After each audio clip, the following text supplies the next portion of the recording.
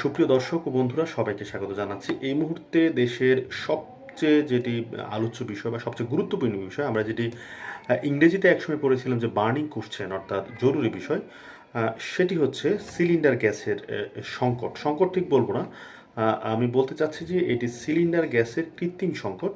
তো এই বিষয়টি কিন্তু সাধারণ মানুষ যারা রয়েছেন, যারা সিলিন্ডার গ্যাস ব্যবহার করেন, বাংলাদেশের ম্যাক্সিমাম মানুষ এখন সিলিন্ডার গ্যাস ব্যবহার করেন, গ্রামগঞ্জে থেকে শুরু করে চায়ের দোকান পর্যন্ত, পিঠার দোকান পর্যন্ত।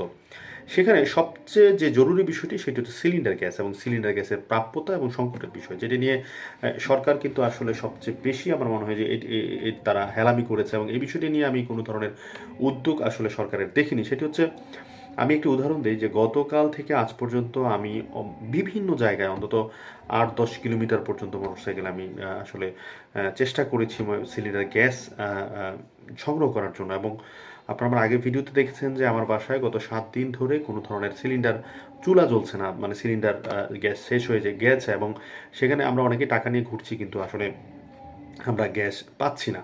তো এই মুহূর্তে সবচেয়ে জরুরি বিষয় হচ্ছে যে মানুষ আসলে গ্যাসের যে প্রাপ্যতাটা, গ্যাসটা কিভাবে পাবে, সেটি তো সেই সংকট কিন্তু আসলে কাটছে না। এবং আমরা যেটি জেনেছি যে বিভিন্ন কোম্পানির কাছে কিন্তু গ্যাস রয়েছে, যেমন কালকে আমি একটি কোম্পানির গ্যাস পেয়েছি, তারা বলছেন যে তাদের ওই কোম্পানির বোতল, খালি বোতল দিলে তারা কেবল তাদের কোম্পানির গ্যাস সরবরাহ করবেন।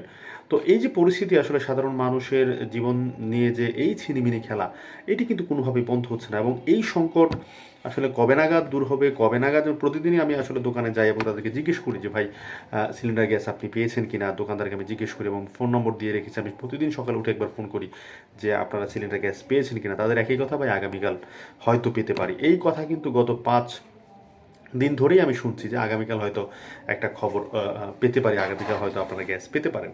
তো এই যে আসলে সাধারণ মানুষকে জিম্মি করে গ্যাসের এই সংকট, একটা কৃত্রিম সংকট তৈরি করে এভাবে যে আসলে মানুষকে ভোগান্তি দেওয়া হচ্ছে, মানুষের পকেট কাটা হচ্ছে। কোথাও কোথাও সিলিন্ডার গ্যাসের দাম আমরা এমনও শুনেছি যে 2900 টাকা দিয়ে তারা সিলিন্ডার গ্যাস কিনছেন, যেখানে 12 কেজির একটি সিলিন্ডার গ্যাসের বর্তমান মূল্য 1306 টাকা। ডেলিভারি চার্জ যদি আপনি নেন তাহলে 100 টাকা যোগ করলে সেটি হবে ধরুন 1400 টাকা, 1500 টাকা, 1600 টাকা।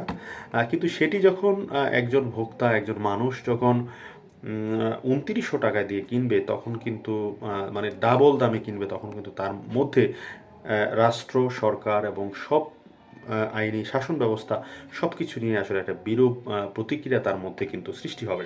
তো এই পরিস্থিতিতে আসলে আমরা রয়েছি, এবং আমরা দেখেছি যে অনেকেই সকালবেলা আসলে বাইরে নাস্তা করছেন, দুপুরে বাইরে খাওয়া দাওয়া করছেন, কারণ বাসায় আসলে গ্যাসের সাপ্লাই আমরা তো একটি করে, সাধারণত যারা সাধারণ মানুষ রয়েছি, কর্মজীবী মানুষ, আমরা কিন্তু একটি করেই সিলিন্ডার সাধারণত সরবরাহ রাখি।